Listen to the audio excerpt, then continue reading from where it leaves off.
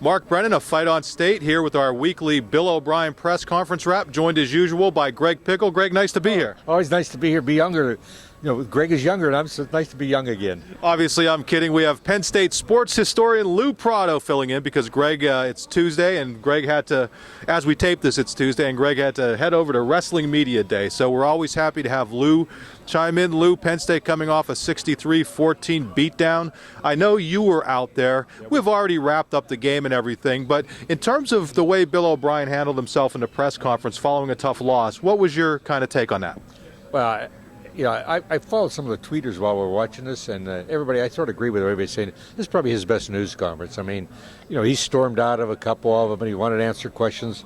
Now, he's a good coach, and he's starting to learn his, handle the media a little bit better too. Because I mean, that's a terrible loss. I mean, I was there, as you said. I was sitting down close to the team, and the one thing I'll give him credit for, just to go on this, is this kid never did give up. I mean, Zwinak, I noticed him over there. I mean, he was crying, and I understand that when he fumbled the ball.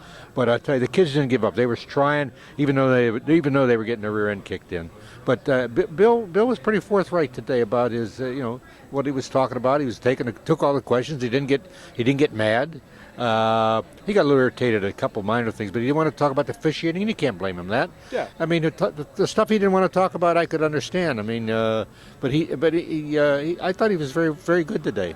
Yeah, as you might expect, and we've come to expect this from Bill O'Brien, he took a lot of the blame himself, although he did say that, the coaches overall had to coach better, and the players, there were situations where they had to play better. The one thing that obviously jumped out to me, John Butler, defensive coordinator, taking a lot of heat, and Bill O'Brien said, listen, after you play that poorly against a team like Ohio State, there are things that you have to improve. Maybe communication has to improve defensively.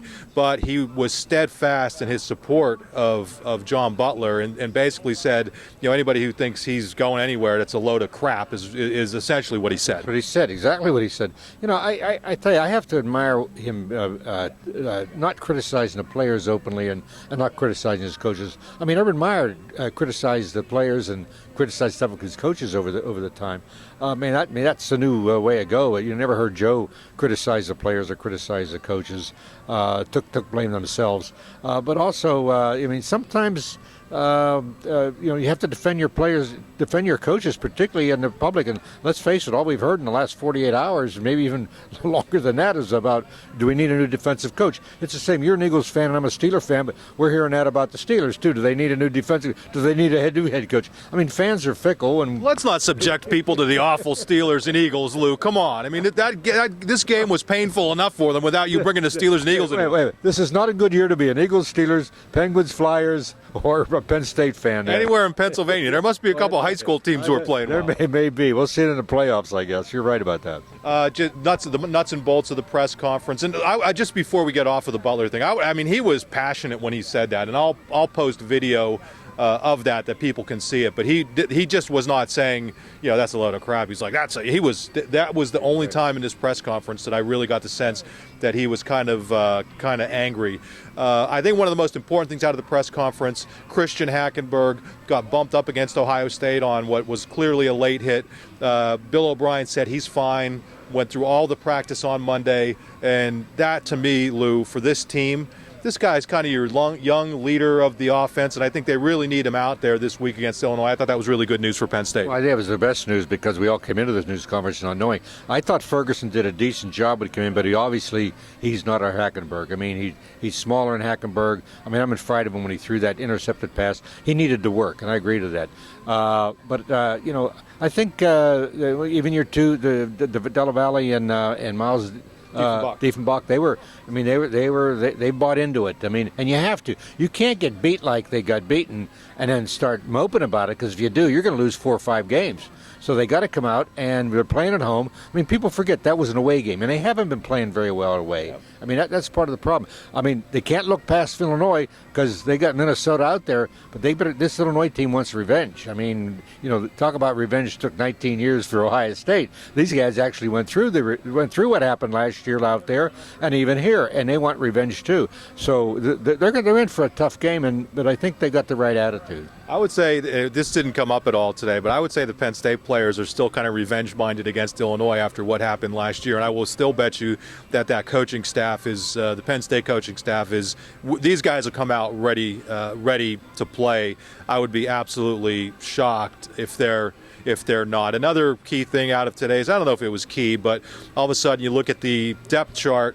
Bill Belton's at the top of the depth chart at running back now. It's a Belton or Zwinak, and there may be an or there for Akeel Lynch, but clearly Bill O'Brien said Bill Belton is now your starting running back, and I don't think that really came as a surprise to anybody. Well, if you watched that game here on television or right there, I mean, being down low, you saw. I mean, there weren't even holes there, and he was able to get them. So yeah, there's no doubt that Belton's the starting back. But it's going to see what happens with. We talk about these news conferences as they go on. It's going to be happening. What if they do get upset? I mean, next week, what it's going to be like?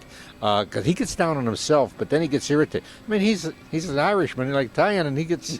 I mean, Joe got irritated a lot of times for simpler things than this, you know. The only time people's ethnicity comes in is when you're on with the I'm Irish, you're Italian, so we can make fun of each other. That's why we do it and bring it up. You know, I guess the thing that didn't come up too much, and nobody hardly mentioned, is that referee at the game. I mean, Whitfett. I mean, between he and that other guy looked just like him that had the den in Ann Arbor with Michigan.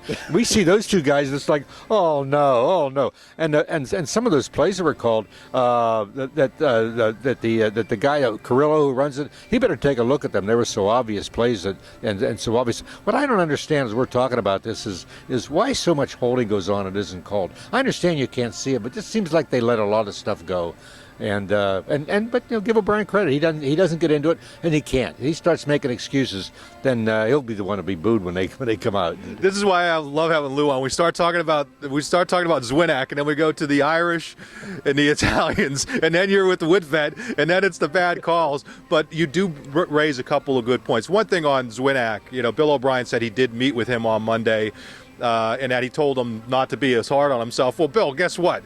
You were kind of hard on the guy on the sideline, too, so I wonder why he's being so hard on himself. And you got to feel sorry for the kid, too, and you don't know where he's going to play again. Fortunately, that fumble didn't mean much. I mean, it meant much at the time, but they were already beaten. But they could have picked it up and gone. But that one against Michigan, that could have blown the game.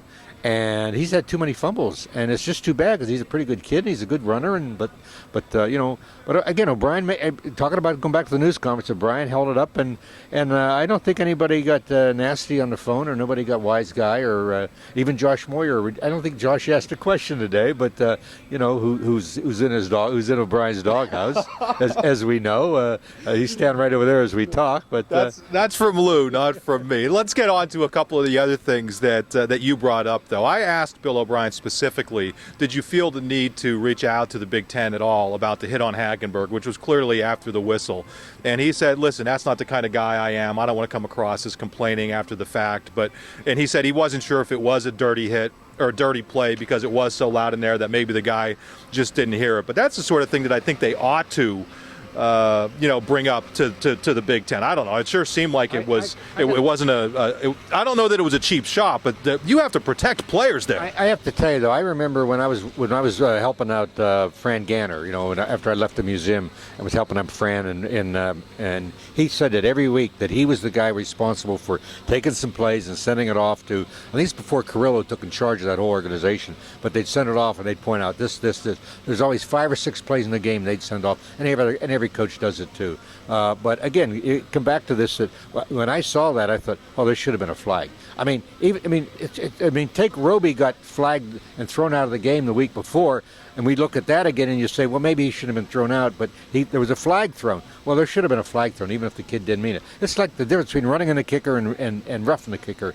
And you may not mean it, but sometimes it comes out, looks like roughing the kicker when it's really running, but throw the flag. But, that didn't get Penn State beat out there, as we know. And O'Brien accepted the defeat. But that's all the big difference, too, is the Indiana game, they were listless. They didn't play well. He was obviously disappointed very much. This one, he accepted it. If they don't play well this week, he'll be very upset and disappointed, and we all would be too. Yeah, doubling back to one other thing, Bill O'Brien was asked, what's the process? Greg Pickle actually asked, it was a good question, about if you want to raise questions or concerns to the Big Ten officiating staff. And he said, well, basically you do exactly what Fran Ganner used to do. But the interesting thing to me was he said a lot of times they're just sending that stuff in to get clarification on, is this a penalty or is this a penalty? And he said they'll actually send in video of Penn State guys committing, perhaps committing a penalty.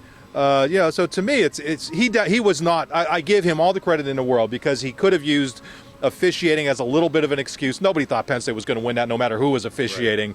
Right. But he backed away from that absolutely, completely, and I give him a lot of credit. We don't have a bunch of more time, but one other thing that kind of, caught my eye or my ear was when he said.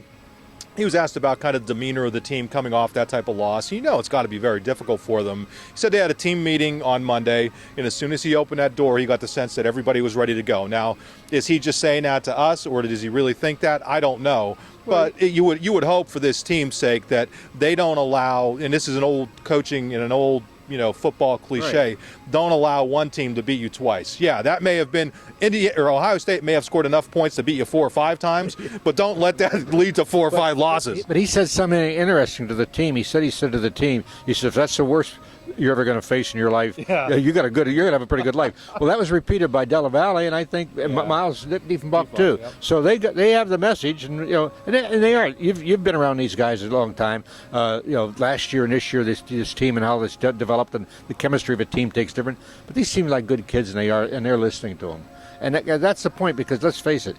We're scraping the barrel right now. I mean, this is not as bad as it may seem like the defeat, but we're not as bad as the losing seasons we had here because we know what we have and he's building up. And if those sanctions are lifted, the rest of the sanctions get to score. What just to go on to this is you wonder how many people now how many recruits that Urban will try to turn back now or turn again. It's like, but who cares? I mean, you can't worry about that. You got like O'Brien. He didn't use the term today, but the next man up. I mean, that's what you got to do. I mean, even I'd be coming along. The next man up's got to do the job. Well, Penn State. I guess I was the next man up here. There you go. Lou Prato was the next man up, and I'll take it a step further. Penn State has been super resilient under Bill O'Brien. Usually when they have a disappointing loss, they bounce back with a win. That's going to be a key this week against Illinois here at Beaver Stadium. They're lining the field behind us. As resilient as Penn State has been, so is Lou Prato. He's coming off of knee replacement surgery not so long ago. Here he is out on the field. You look like you're back at 100%. Well, 75 to 80%. At your age. I'm still good. At my age, that's probably pretty good. Thank you very much, as we say. But no, thanks for having me back. I appreciate it. And next week you'll get Pickle back, and he's much more astute than I am. Okay? Yeah, we'll see about that. I'm just hoping one of these years when you come on, we're able to get you to come out of your shell a little bit and talk a little bit, because we always have to kind of pull it all out of you. Yeah, I don't have opinions, do I? Anyway, we're going to wrap it up on that. Bill O'Brien in pretty good mood today. As good as you could expect coming off that ugly loss. Took responsibility, thinks the team's going to play better this week against Illinois. We'll see, and we'll also see you next week for the Bill O'Brien press conference wrap. I'm Mark Brennan. This is Greg Pickle. Lou Prato. Greg will probably be back next week. Thanks, everybody.